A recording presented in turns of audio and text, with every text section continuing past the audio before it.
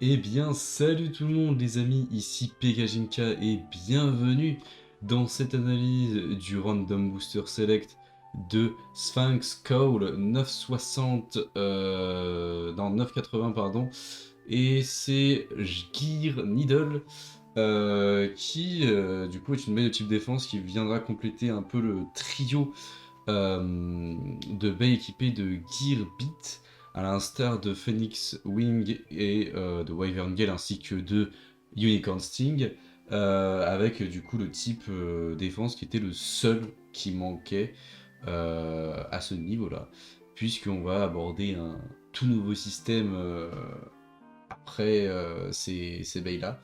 Nouveau système qui paraît assez nébuleux, on en parlera dans les shorts un peu news que je fais. Là, c'est juste que c'était un peu la course en ce moment, du coup, je vais m'en occuper le plus rapidement possible. Mais ça risque d'être assez intéressant, surtout vu ce qui a été présenté en termes de produits jusqu'à présent. La vidéo fait 7 minutes, j'espère qu'ils vont quand même s'attarder sur des détails par rapport aux nouveautés de la base, sachant qu'il y a toutes les pièces qui sont nouvelles. On verra bien. Mais dans tous les cas, on va lancer ça tout de suite. Les petits amis. Hop, normalement, hop, setup son et tout, c'est bon. Normalement, vous entendez la vidéo à un niveau convenable et suffisamment équilibré par rapport à moi. Et moi, je l'entends vraiment en fond, donc ça me convient parfaitement. Je mens pas. Peut-être un peu plus haut. Ouais, c'est quand même bien violent. Ouais. Encore une fois, la petite pub. Je me demande si ça va changer avec le nouveau système, ça. S'ils vont changer la petite vidéo, bah après ça semble être une présentation globale de la licence et du nouveau système de manière générale, donc je ne pense pas. Mais sait-on jamais? Sait-on jamais? Donc aujourd'hui, on va évidemment parler de ce nouveau Random Booster. Sphinx Call Select, à chaque fois je dis Random Booster Select, le nom de l'abeille, mais non c'est Random Booster, le nom de l'abeille, Select. Faut suivre. Donc, comme je le voyais, c'était effectivement Sphinx Call 980 Gear Needle, la phare de ce Random Booster, avec du coup deux Sphinx Call qui sont équipés de 480 High Taper et de 560 Orb, qui sont deux pièces, dont une qui est uniquement dans un set, et l'autre qui est uniquement en random booster select, donc celui de Viper Tail. Donc ça peut être intéressant si vous avez juste chopé une baie classique entre guillemets et que vous voulez l'équiper avec Sphinx Call. C'est assez intéressant de voir qu'ils utilisent les anciennes pièces pour les faire apparaître dans les random boosters d'après, histoire de pouvoir quand même avoir des solutions relativement ok pour obtenir des pièces assez différentes, donc c'est plutôt cool. Si c'est toujours la philosophie ou si, et si c'est pas random. Parce que Beyblade Burst en aura été témoin, il y a certaines pièces, si t'as pas acheté l'abeille précise, t'es dans la merde. Toujours est-il que... Alors moi j'aime bien la couleur noire et la blanche aussi, et c'est assez marrant de voir qu'ils aient fait noir, blanc, etc. J'ai hâte de voir la couleur des autres pièces sous ces bails, mais ça m'a l'air d'être dans la même vibe. Donc on aura une baille full blanc, une baille full noire, même s'il y a un peu de rouge sur la version noire. Et légèrement du bleu sur la version blanche, si je dis pas de bêtises, mais c'est pas impossible que l'on dise. Donc on commence avec le Blade Sphinx Call, qui est de type défense et qui est du coup symétrique, avec du coup vraiment une face coupée en deux. Ah, vous revoyez mon curseur, magnifique, trop cool.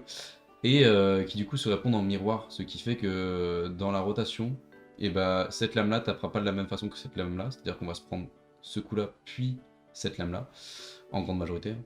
Vous m'entendez bien.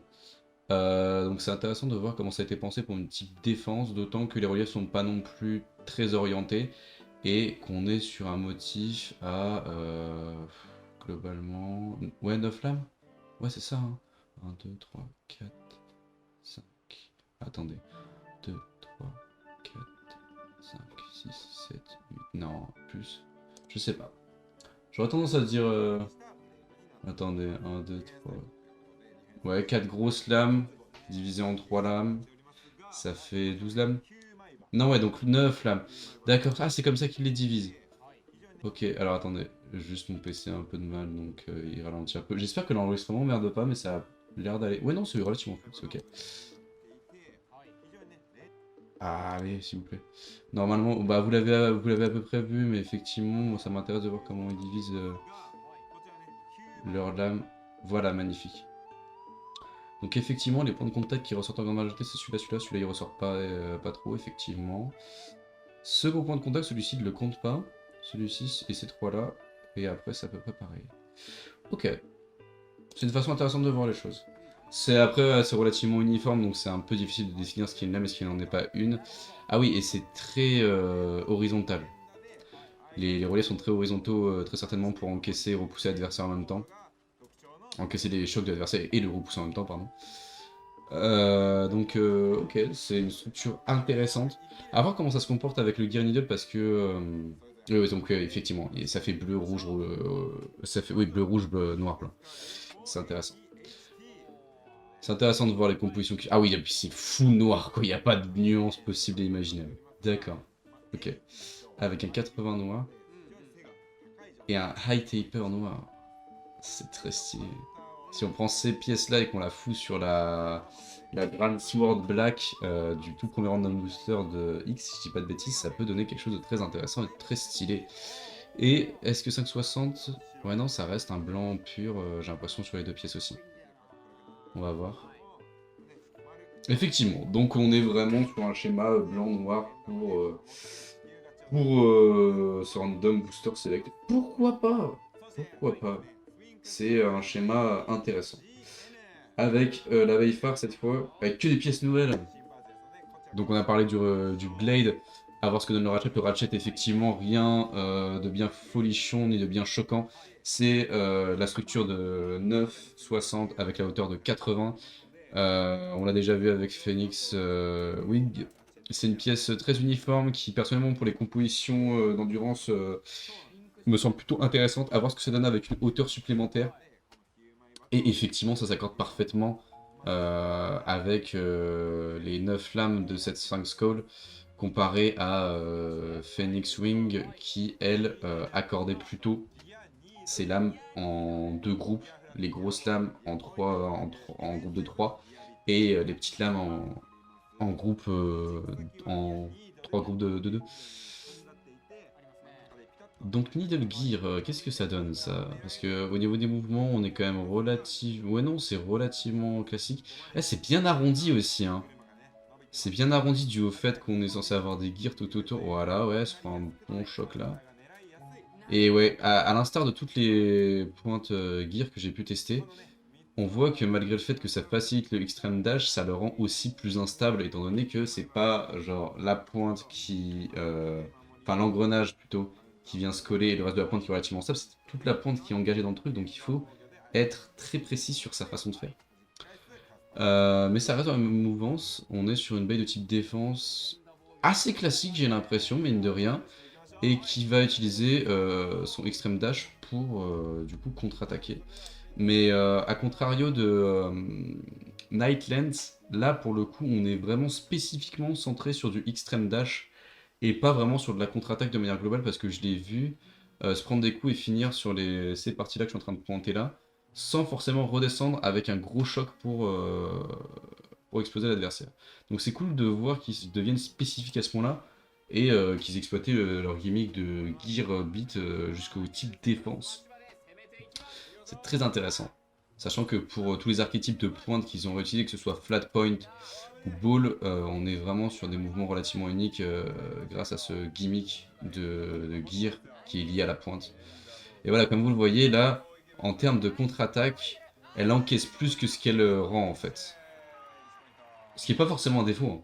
Mais toujours est-il que du coup, si on enlève la variable extrême dash de la chose, bah effectivement la veille est pas tant aggro que ça.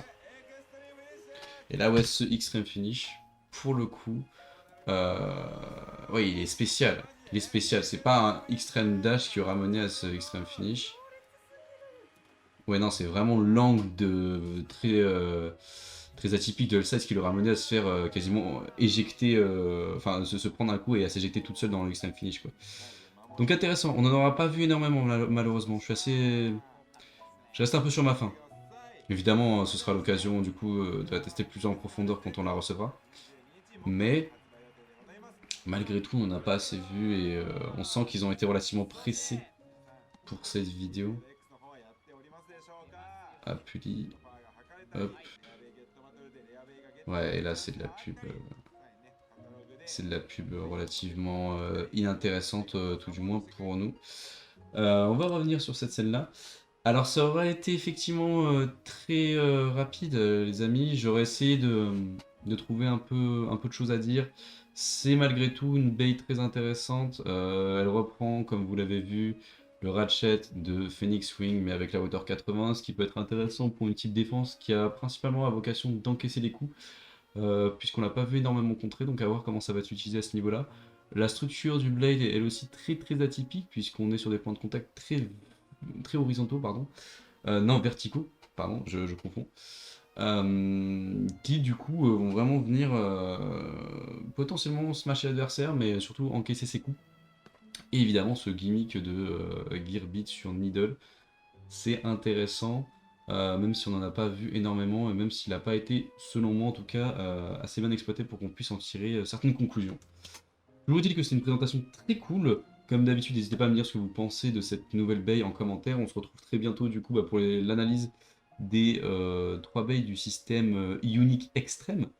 À voir ce qu'ils vont mettre en valeur et ce que j'aurai à dire dessus. Dans tous les cas, c'était Pegajinka, les amis. On se retrouve dans une prochaine vidéo. Et d'ici là, portez-vous bien. Des bisous tout le monde.